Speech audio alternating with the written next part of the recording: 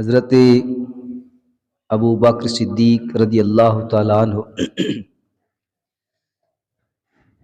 علامہ ابن حجر مکی نے لکھا الصواعق المحرکہ کے اندر، حب ابی بکر ایمان و بغضہ کفر،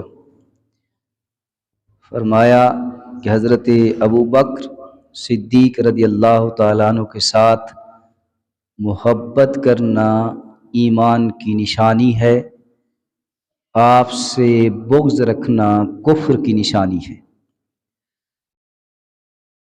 جگہ جگہ پر حضرت ابو بکر صدیق رضی اللہ تعالیٰ عنہ نے قربانیاں دیں، حضور کے عاشق، حضور کے محب غلام حضرت ابو بکر صدیق رضی اللہ تعالیٰ عنہ، اسی حوالے سے میں نے یہ قرآن پاک کی آیہ مبارکہ تلاوت کی۔ اللہ کریم نے ارشاد فرمایا ان رحمت اللہ قریب من المحسنین، بے شک اللہ کی جو رحمت ہے وہ محسنین کے قریب ہے۔ ان رحمت اللہ قریب من المحسنین، بے شک اللہ کی جو رحمت ہے محسنین کے قریب ہے۔ سب سے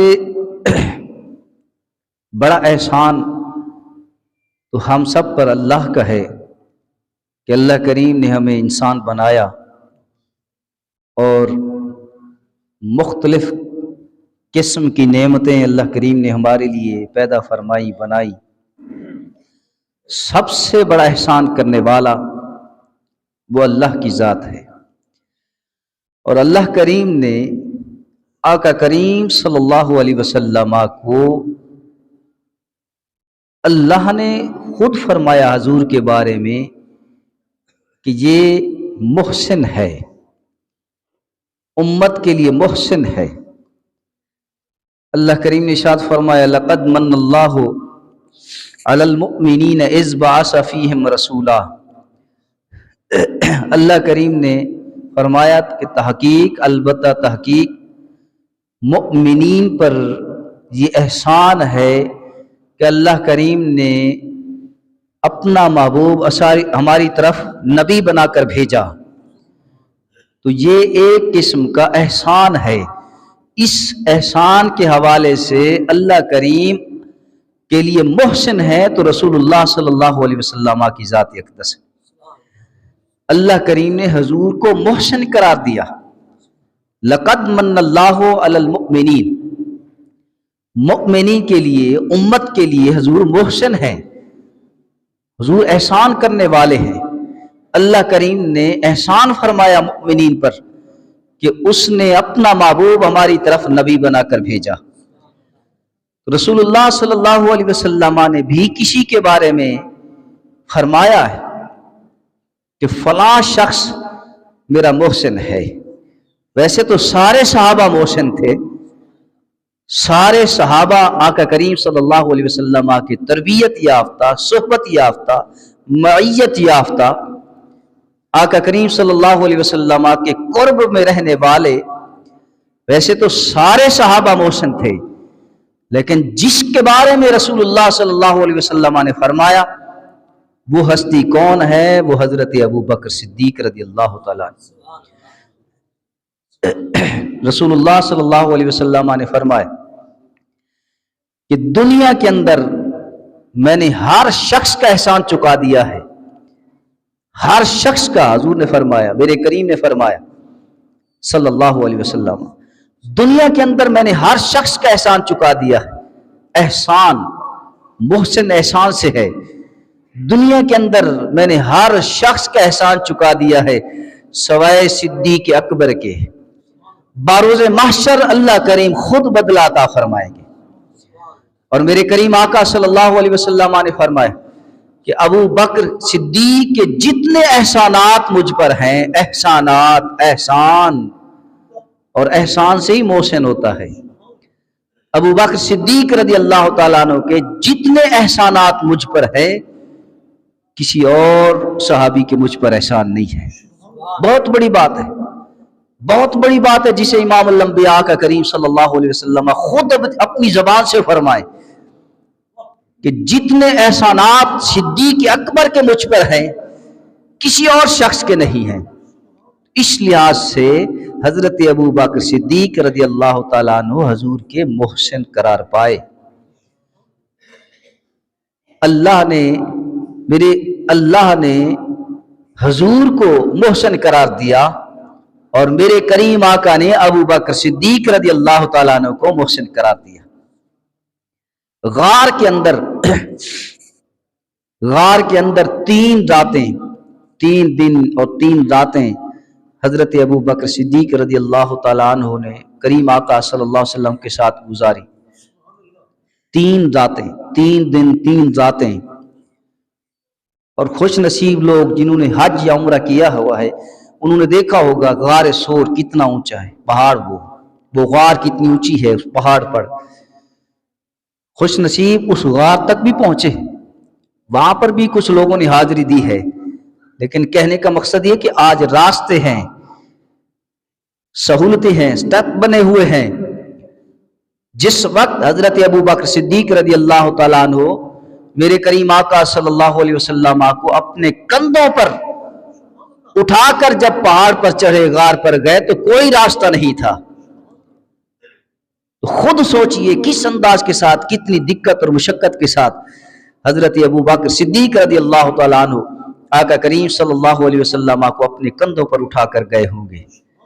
یہ تو ہم سمجھتے ہیں نا دقت ہوگی، مشکل ہوگی، لیکن عاشق کے لیے نہ دقت ہے نہ مشقت ہے. معرفت روحانیت طریقت کے اندر نہ دقت ہے نہ مشقت ہے. تو حضرت ابو بکر صدیق رضی اللہ تعالیٰ عنہ غار کے اندر 3 دن 3 راتیں اپنے کندھوں پر اٹھا کر حضور کو گئے. 3 دن 3 راتیں غار میں رہے. سارے سوراخ بند کر دیے. ہر شخص جانتا ہے سارے سوراخ کپڑوں کے ساتھ کسی اور چیز کے ساتھ سارے سوراخ بند ہو گئے. ایک سوراخ بچ گیا کہ اس ایک سوراخ سے حضرت ابو بکر صدیق نے اپنی ایڑی دے دی، پاؤں کی ایڑی. سانپ نے ڈسا. یہ بھی سارے جانتے ہیں، روایات کے اندر ہے، کتابوں کے اندر، سیرت کے اندر ہے. اس سانپ نے ڈسا. حضرت ابو بکر صدیق رضی اللہ تعالیٰ عنہ کو تکلیف ہوئی. میرے کریم آقا صلی اللہ علیہ وسلم نے اپنا لعاب مبارک لگایا، درد ختم ہو گیا. جو میں توجہ دلانا چاہتا ہوں وہ یہ ہے 3 راتیں اور 3 دن رسول اللہ صلی اللہ علیہ وسلم کے ساتھ گزارنا ہجرت کے وقت. وہ سانپ کیوں پہنچا تھا؟ سانپ کو آنے کی ضرورت کیا تھی؟ سانپ کا آنا کیا وجہ ہے؟ کیوں آیا سانپ؟ یہ ایک نقطہ، ایک باریک نقطہ ہے. سانپ تک تو ہم پڑھتے ہیں کہ سانپ نے ڈسا حضرت ابو بکر صدیق رضی اللہ تعالیٰ عنہ کی ایڑی کو. سانپ نے ڈسا، آپ کو تکلیف ہوئی، سانپ پہنچا. تو سانپ وہاں آیا کیوں؟ اس سوال ایک. سانپ وہاں کیوں آیا؟ کیا ضرورت تھی؟ اس نے کیوں ڈسا؟ سیرت کے اندر ہے، تاریخ کے اندر، تاریخوں کے اندر کتابیں اٹھائیے. علامہ جلال الدین سیوطی رحمۃ اللہ علیہ کو پڑھیے کہ وہ سانپ حضرت عیسیٰ علیہ السلام کے دور کا سانپ تھا. وہ سانپ حضرت عیسیٰ علیہ السلام کے دور کا وہ سانپ تھا، اس دور کا، حضرت عیسیٰ علیہ السلام کے دور کا. اور حضرت عیسیٰ علیہ السلام اور میرے کریم آقا صلی اللہ علیہ وسلم کے درمیان 500 سال کا عرصہ ہے. 500 یا 550 اتنی کم و بیش. تو حضرت عیسیٰ علیہ السلام کے دور کے اندر یہی سانپ آخری نبی امام الانبیاء آقا کریم صلی اللہ علیہ وسلم کے چرچے سنتا تھا، رسول اللہ صلی اللہ علیہ وسلم کے تذکرے سنتا تھا، آقا کریم صلی اللہ علیہ وسلم کی عظمت و شان کو سنتا تھا. اس وقت اس سانپ نے اللہ کی بارگاہ میں دعا کی، اے اللہ مجھے اس وقت تک زندہ رکھ کہ جس وقت تیرے آخری نبی امام الانبیاء دنیا میں تشریف لائیں گے، اس وقت تک مجھے زندہ رکھ تاکہ تیرے آخری نبی آقا کریم صلی اللہ علیہ وسلم کے مکھڑے کا دیدار کر لوں۔ اللہ کریم نے اسے زندہ رکھا۔ حضرت عیسیٰ علیہ السلام کے بعد 500 سال زندہ رہا۔ رسول اللہ صلی اللہ علیہ وسلم کا جب زمانہ آیا اور یہی اس کا موقع تھا، جس لحاظ سے بھی تھا، تو وہ سانپ زیارت کی خاطر آیا تھا، دیدار کی خاطر آیا تھا، لیکن اس سوراخ سے حضرت ابو بکر صدیق رضی اللہ تعالیٰ عنہ نے اپنا فریضہ سر انجام دیا ہوا تھا، اس سوراخ کو ایڑی سے بند کیا ہوا تھا۔ یہ سانپ سارے سوراخ تلاش کرتا رہا کہ کہیں سوراخ سے رسول اللہ کے مکھڑے کا دیدار ہو جائے۔ تو یہی ایک سوراخ تھا جس سوراخ سے حضرت ابو بکر صدیق رضی اللہ تعالیٰ عنہ کی ایڑی تھی، وہ ڈستا اس لیے نہیں تھا کہ وہ ابو بکر صدیق کو تکلیف دے، وہ اس لیے ڈستا تھا کہ یہ ایڑی ہے، جو کچھ ہے یہ پردہ ہٹ جائے اور حضور کے مکھڑے کا دیدار ہو جائے۔ وہ حضور کے مکھڑے کا دیدار کرنا چاہتا تھا۔ تو سامعین محترم، 3 دن 3 راتیں اس غار کے اندر رسول اللہ صلی اللہ علیہ وسلم نے ہجرت کے لیے حضرت ابو بکر صدیق کو چنا، اور رسول اللہ صلی اللہ علیہ وسلم ساری کائنات کے لیے رحمت ہیں۔ وما ارسلناک الا رحمتا للعالمین، میرے کریم آقا صلی اللہ علیہ وسلم سارے جہانوں کے لیے رحمت، رسول اللہ صلی اللہ علیہ وسلم سارے جہانوں کے لیے رحمت، سارے جہانوں کے لیے رحمت۔ پھر یہی رحمت، اسی رحمت کو جب ہجرت کرنا پڑی تو حضرت ابو بکر صدیق رضی اللہ تعالیٰ عنہ کو چنا گیا۔ وَنُنَزِّلُ مِنَ الْقُرْآنِ مَا هُوَ شِفَاءٌ وَرَحْمَةٌ لِّلْمُؤْمِنِينَ، قرآن شفا بھی ہے، قرآن رحمت بھی ہے۔ قرآن رحمت، رسول اللہ رحمت، قرآن رحمت ہے مؤمنین کے لیے، قرآن شفا ہے مؤمنین کے لیے۔ وَنُنَزِّلُ مِنَ الْقُرْآنِ مَا هُوَ شِفَاءٌ وَرَحْمَةٌ لِّلْمُؤْمِنِينَ، قرآن رحمت۔ جب قرآن کو جمع کرنے کا وقت آیا تو حضرت ابو بکر صدیق کو چنا گیا۔ حضور سارے جہانوں کے لیے رحمت۔ جب رسول اللہ صلی اللہ علیہ وسلم کو مکہ سے مدینہ ہجرت کرنے کے لیے جانا پڑا تو حضرت ابو بکر صدیق رضی اللہ تعالیٰ عنہ کو چنا گیا۔ تو پتہ چلا قرآن رحمت ہے اور حضور کی ذات بھی رحمت ہے۔ فرمایا ان رحمت اللہ قریب من المحسنین، بے شک اللہ کی جو رحمت ہے وہ محسنین کے قریب ہے۔ قرآن بھی خدا کی طرف سے ہے، رسول اللہ نبی بھی خدا کی طرف سے ہے، قرآن بھی رحمت ہے، رسول اللہ بھی رحمت ہے، قرآن بھی اللہ کی رحمت، رسول اللہ بھی اللہ کی رحمت۔ فرمایا جو اللہ کی رحمت کو کے قریب ہونا چاہے، جو اللہ کی رحمت کو تلاش کرنا چاہے، محسنین کے قریب ہو جائے۔ ان رحمت اللہ قریب من المحسنین، بے شک اللہ کی رحمت محسنین کے قریب ہے۔ خدا کے محسن رسول اللہ صلی اللہ علیہ وسلم اور حضور کے محسن ابو بکر صدیق رضی اللہ تعالیٰ عنہ۔ فرمایا ان رحمت اللہ قریب من المحسنین، بے شک اللہ کی رحمت تلاش کرنا چاہتے ہو، اگر اللہ کی رحمت کے طلبگار ہو تو پھر محسنین کے قریب ہو جاؤ۔ قرآن کی ان آیتوں سے پتہ چلا کہ اگر تم خدا کی رحمت کو تلاش کرنا چاہتے ہو تو صدیق اکبر رضی اللہ تعالیٰ عنہ سے نسبت جوڑو۔ اگر اللہ کی رحمت تلاش کرنا چاہتے ہو تو حضرت ابو بکر صدیق رضی اللہ تعالیٰ عنہ سے نسبت جوڑو، ان کی خدمت میں آ جاؤ، ان کی بارگاہ میں آ جاؤ۔ اس لیے میں نہیں کہتا ہے قرآن دلائل ہے، قرآن کی آیتیں یہ دلیلیں ہیں، یہ ہمیں راستہ بتا رہی ہے۔ اللہ اکبر، خدا کے محسن حضور ہیں اور حضور کے محسن ابو بکر صدیق رضی اللہ تعالیٰ۔ غار کے اندر حضرت ابو بکر صدیق رضی اللہ تعالیٰ عنہ کا پہلو تھا، حضرت ابو بکر رضی اللہ تعالیٰ عنہ کا پہلو، آپ کا پہلو، آپ کی گود تھی، پہلو ابو بکر صدیق کا، وجود مصطفیٰ کریم کا۔ غار کے اندر، غار میں रसूलुल्लाह सल्लल्लाहु अलैहि वसल्लम अपना सर अनवर हजरत अबू बकर सिद्दीक रदी अल्लाह ताला अन्हु की गोद में अपना सर अनवर रखकर इस्तराहत फरमा रहे थे। तो वो पहलू गार के अंदर पहलू अबू बकर सिद्दीक का था, वजूद मुस्तफा करीम का था।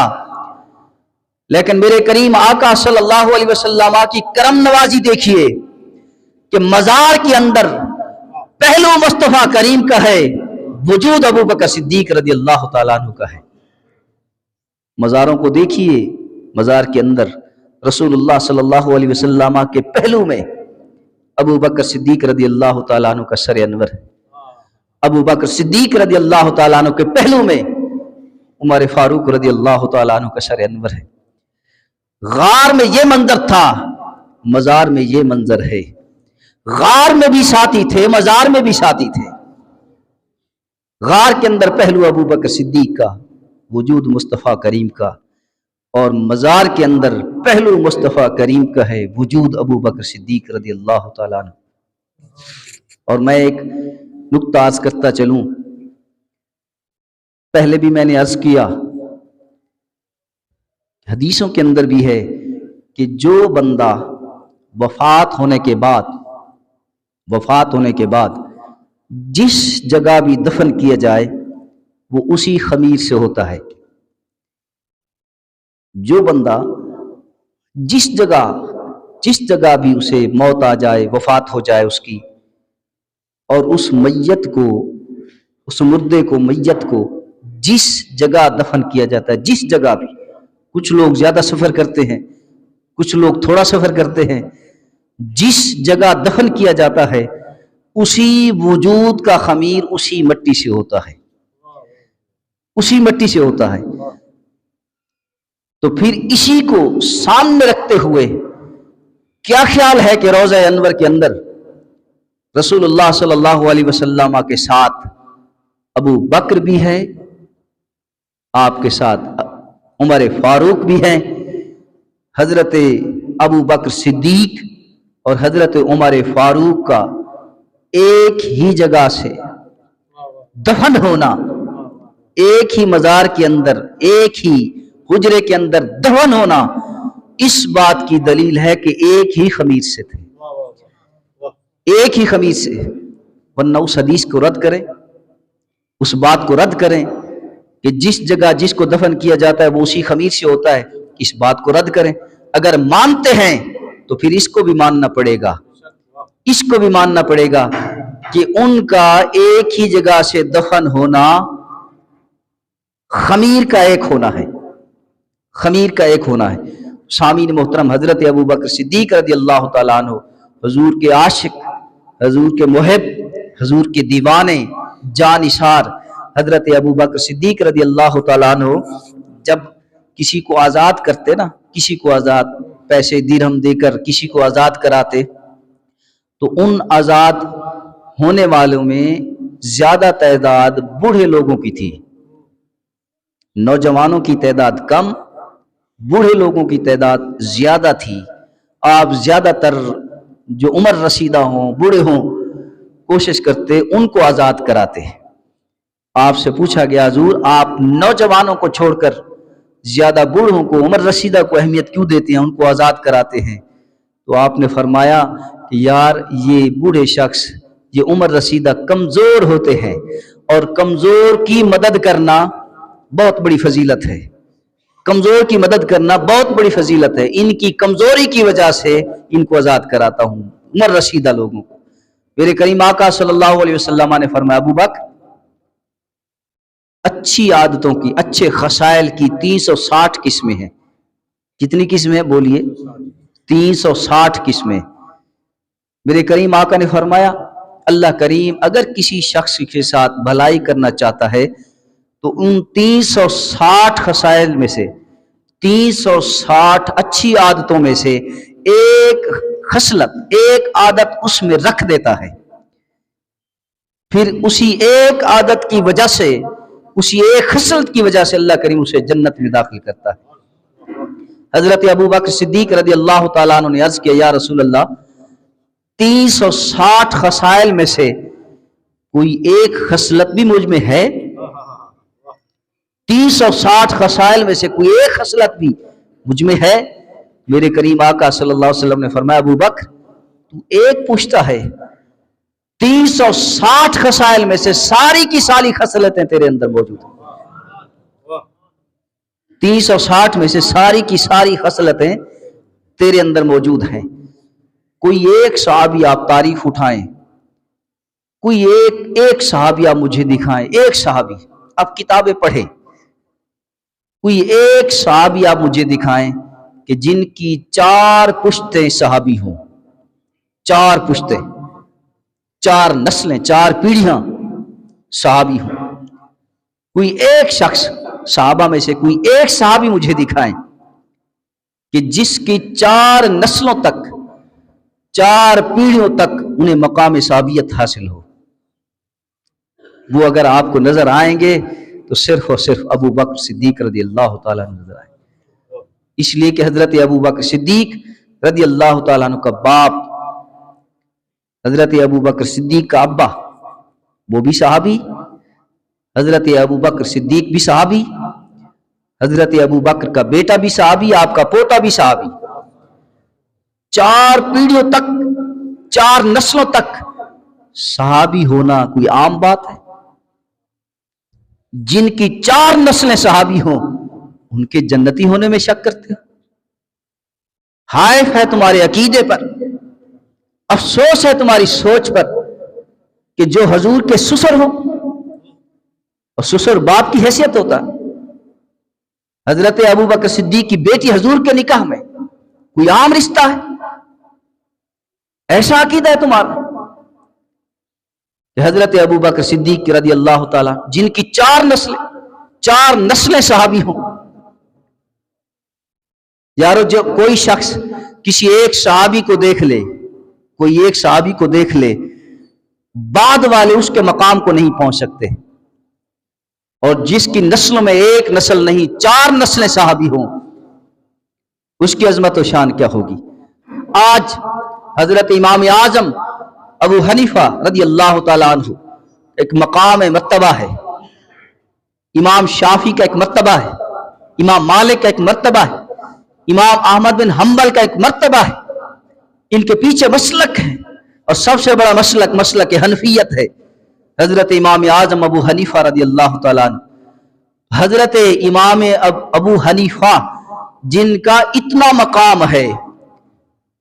مقام ہے کہ پوری روئے زمین پر، پوری دنیا میں حنفیت کے لحاظ سے بہت بڑا سلسلہ ہے۔ حضرت امام اعظم ابو حنیفہ کا یہ اتنا مقام، جنہوں نے صرف 6 صحابہ کی زیارت کی ہے، صرف 6 صحابہ، مختلف روایتیں، کوئی 4 لکھتا ہے، کوئی 3 لکھتا ہے، کوئی 6 لکھتا ہے، کوئی 8 لکھتا ہے، تو لہذا کم و بیش حضرت امام اعظم ابو حنیفہ نے 6 صحابہ کی زیارت کی ہے۔ جو صرف صحابی کی زیارت کرے وہ امام اعظم ابو حنیفہ بن جاتا ہے، اور جو خود صحابی ہو اس کی شان کیا ہوگی؟ 4 نسلیں، 4 پیڑھیاں، 4 نسلوں تک حضرت ابو بکر صدیق رضی اللہ تعالیٰ عنہ، آپ کا باپ بھی صحابی، آپ بھی صحابی، آپ کا بیٹا بھی صحابی، آپ کا پوتا بھی صحابی، 4 نسلوں تک صحابی ہیں۔ تو حضرت ابو بکر صدیق رضی اللہ تعالیٰ عنہ کا آج وصال کا دن ہے۔ اسی دن آپ نے پردہ فرمایا، 22 جمادی الثانی، اور اتفاق سے آج جمعہ کا دن بھی ہے۔ جہاں پر آپ اور دن مناتے ہیں وہاں پر یہ دن بھی منایا کریں۔ آپ صحابہ کے دن منائیں، حضرت مولا علی کا دن منائیں، حضرت عثمان غنی کا دن منائیں، حضرت عمر فاروق کا دن منائیں، حضرت ابو بکر صدیق رضی اللہ تعالیٰ عنہ کا دن منائیں۔ آج کا دن 22 جمادی الثانی، حضرت ابو بکر صدیق رضی اللہ تعالیٰ عنہ نے جان فانی سے پردہ فرمایا۔